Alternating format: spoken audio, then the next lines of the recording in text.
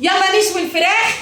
انا هخليكي تشوي الفراخ في البيت بريحه الفحم، بطعم جميل، طريه جدا، مقرمشه جدا، حاجه كده فيها كل المواصفات.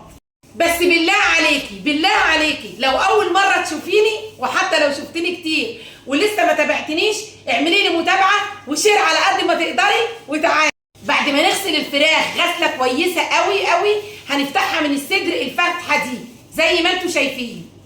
تعالي بقى اقول لك على المقادير اللي معانا: بصل، طماطم، ليمون، كاري، وبهارات فراخ، فلفل اسود ملك اللحوم، ملح، وجوز الطيب مطحون، ورق لورا مطحون، دبس رمان. يلا بينا نجيب الكبه، ننزل بالبصل، طماطم، وننزل بقى بالتوابل. نعصر بقى الليمون ده بعد ما حطينا التوابل، معلقتين زيت كبار. كل دول بقى نطحنهم مع بعض الطحنه التمام.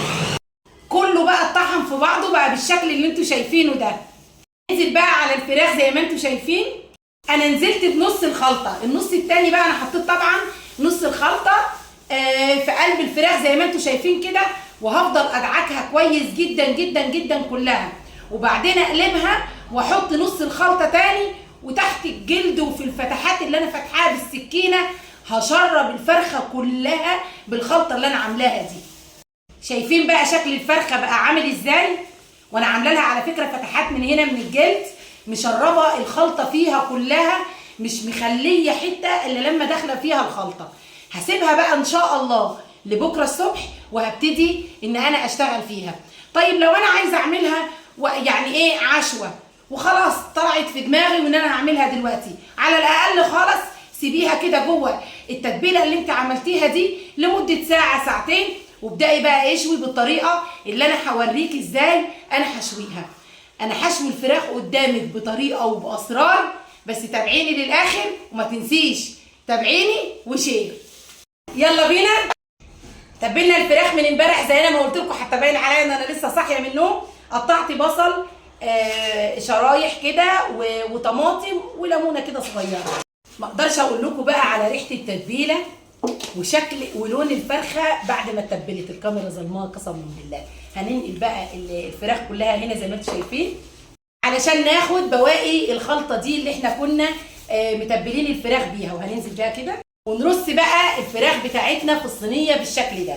رصيتها في الصينيه بقى بالشكل اللي انتم شايفينه ده، ومش هنضيف عليها اي حاجه لاننا لسه ما خلصناهاش. ما ضفتش اي حاجه، ما ضفتش ميه، ما ضفتش اي حاجه. هي هتنزل بقى، هتسرد الدهون بتاعتها والميه بتاعتها مع الخلطه اللي احنا عاملينها دي. هندخلها الفرن. تعالى، انا الفرن بتاعي بقى بلدي زي ما انتم شايفين كده. عايزه تحطيها في فرن البوتاجاز حطيها، ولعي عليها النار من تحت، والشوايه ما تشغليهاش خالص. يلا بينا بقى، يلا بينا. شايفين منزله ميه قد ايه، وانا ما حطيتش نقطه ميه. بصوا، تعالوا نكمل بقى شوي. طلعت بقى الفرخه من الصينيه زي ما انتم شايفين كده، وعلى الشوايه والفحم واديله ادي. وده بقى الشكل النهائي. مش قادره اقول لكم، دايبه مستويه جدا جدا جدا، ومن فوق كده مقرمشه خطيره. والطعم بقى ما اقولكوش عليه. شير يا حبايب قلبي، بحبكم في الله.